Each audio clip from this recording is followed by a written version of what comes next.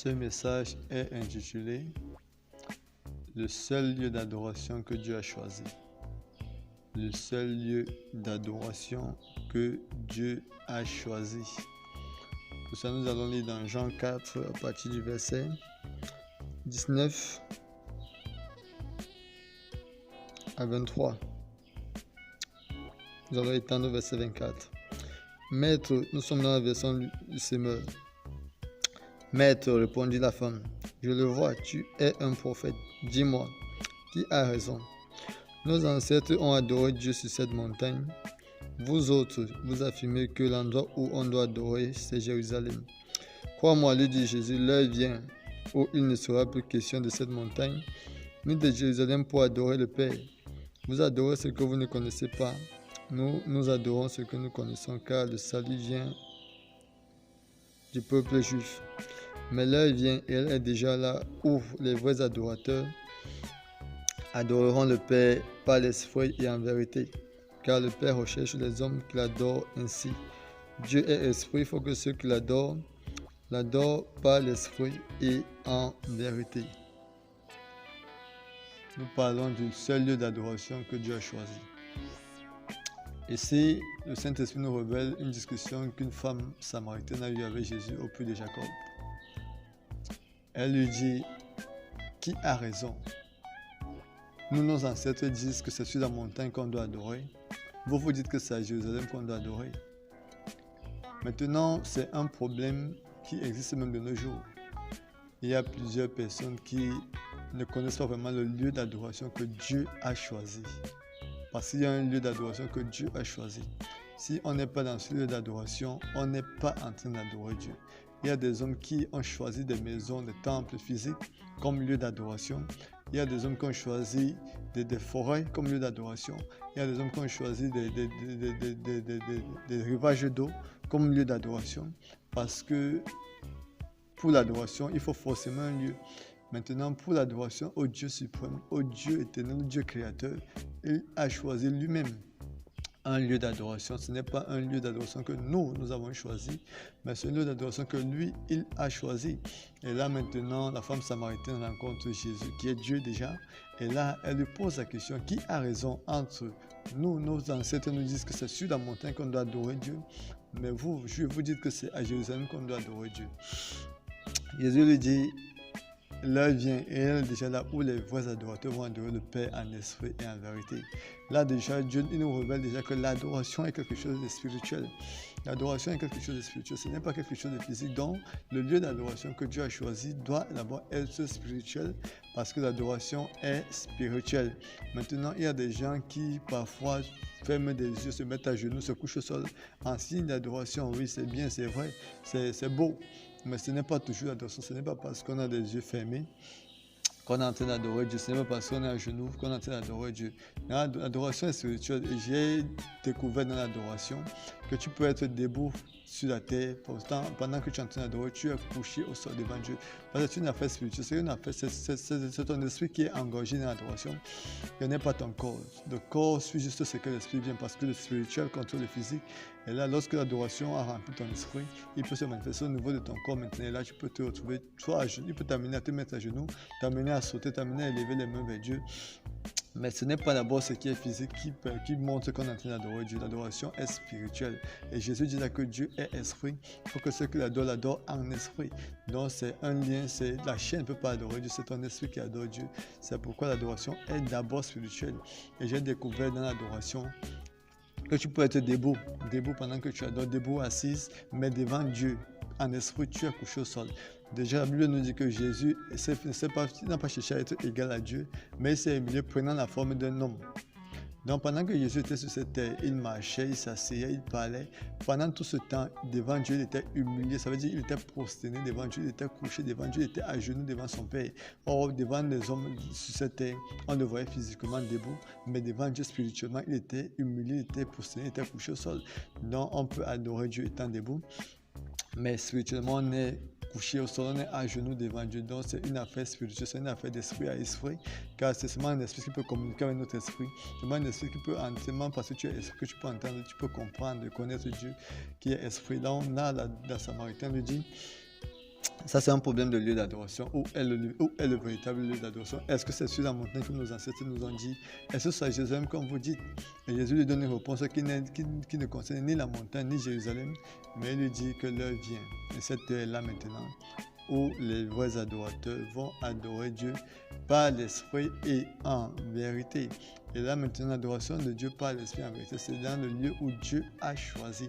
Ça, c'est un ancien problème que Jésus essayait de résoudre là. C'est un problème qui a commencé très loin dans le jardin d'Éden. Déjà, Éden, c'est la présence de Dieu. Éden est le symbole de la présence de Dieu. Et là, Dieu a créé Adam puis Ève. Les deux étaient dans l'Éden. Aussi longtemps qu'ils étaient dans l'Éden, ils étaient dans le lieu d'adoration que Dieu avait choisi. Et maintenant, lorsque Ève a essayé de sortir sur l'adoration, tous ces problèmes ont commencé. Déjà, je vais vous faire remarquer au verset 24, dans Jean 4, au verset 22, Jésus dit à la femme samaritaine, vous adorez ce que vous ne connaissez pas. Nous adorons ce que nous connaissons. Dans le grec encore, c'est plus profond. Jean 4, verset 24 déjà, 24. Là, on va aller à Jean 4, verset 22. Il dit, so proskuneio os o eido. Ego proskuneio os eido. Vous adorez ce que vous ne connaissez pas. Nous adorons ce que nous connaissons. Quand il dit vous adorez ce que vous ne connaissez pas, il dit so proskuneio os o eido. Eido maintenant veut dire vous adorez, veut dire connaître. Ça veut dire tu es au courant, tu peux percevoir, tu peux comprendre. Maintenant, eido vient de deux autres mots grecs. Le mot optanomai et oraio. Optanomai et oraio signifie percevoir, voir, entendre, être sûr, comprendre ce qu'on est en train de faire. Donc, quand Jésus dit à la femme samaritaine, vous adorez ce que vous ne connaissez pas, il est en train de lui dire, vous adorez ce que vous ne percevez pas, vous adorez ce dont vous n'êtes pas au courant, vous adorez ce dont vous n'êtes pas sûr, ce dont vous ne voyez pas, ce dont vous ne comprenez pas. Il dit, vous adorez ce dont vous ne considérez pas. Ça veut dire pour adorer Dieu, il faut considérer Dieu. Pour adorer Dieu, il faut comprendre Dieu. Pour adorer Dieu, il faut voir Dieu. L'adoration se fait par révélation. C'est par révélation qu'on adore Dieu dans le lieu d'adoration que Dieu a choisi. Et dit, vous adorez ce que vous ne voyez pas, ce que vous ne percevez pas, ce que vous ne comprenez pas, ce dont vous n'êtes même pas sûr. Vous adorez ce que vous ne considérez pas. Maintenant, Adam et Ève étaient placés dans le jardin d'Éden. C'était le symbole de la présence de Dieu. Ils étaient dans le lieu d'adoration que Dieu avait choisi pour eux. C'était l'Éden. Pour eux, c'était l'Éden. Pour eux, c'était l'Éden. Aussi longtemps qu'ils étaient dans ce lieu d'adoration et qu'ils considéraient Dieu, qu'ils comprenaient Dieu, ils ne pouvaient pas avoir aucun problème. Mais du moment où Ève a commencé à considérer ce que le serpent a dit, elle est sortie du lieu d'adoration. Il dit à la femme samaritaine, vous adorez ce que vous ne connaissez pas. Ça veut dire ce que vous ne considérez pas. Quand pour considérer quelqu'un, il faut écouter la personne. Quand tu as écouté et que tu considères, tu agis, ça peut changer ta manière d'agir. Une seule information reçue peut changer toute ta vie. Une seule information peut te rendre triste. Une seule information peut te rendre joyeuse. Une seule information venant de Dieu te disant que tu es guéri, que tu es une lumière du monde peut te faire agir de manière différente. Une seule information venant de Dieu disant que les méchants seront punis peut te faire changer.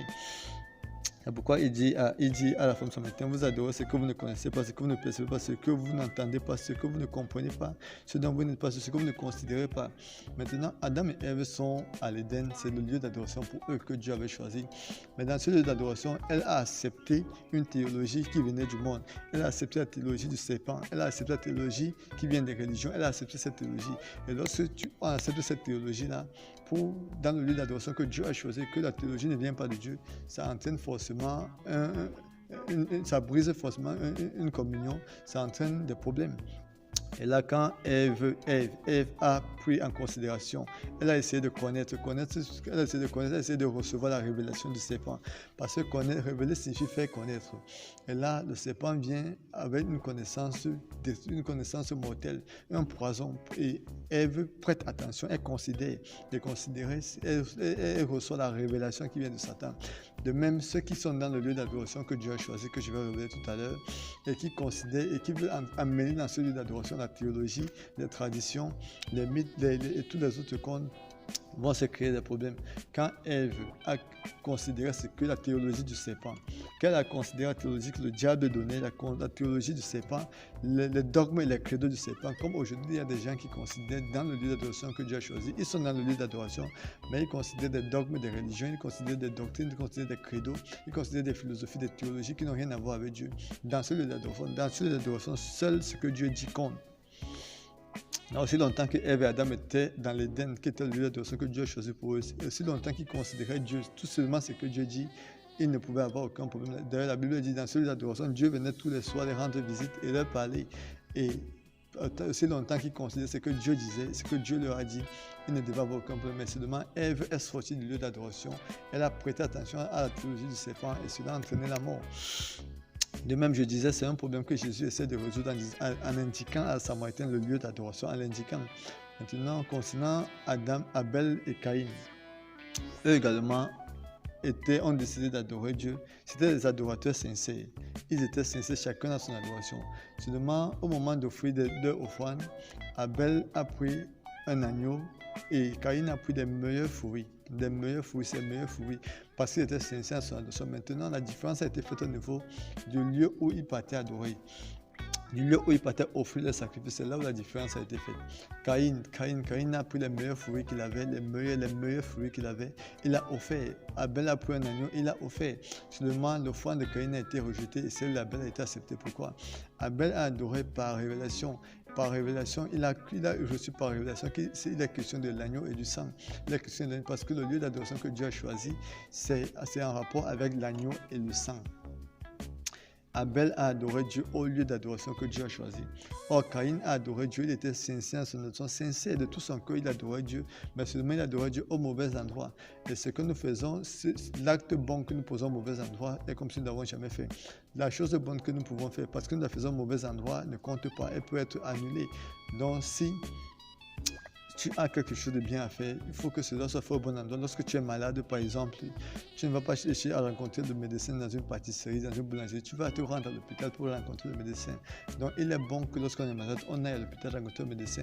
Mais étant malade, si on va plutôt à la boulangerie rencontrer le médecin, on est en train de faire la bonne chose au mauvais endroit. Et c'est comme ça qu'on ne l'avait pas fait. Faire la bonne chose au mauvais endroit peut entraîner des problèmes et va entraîner des problèmes.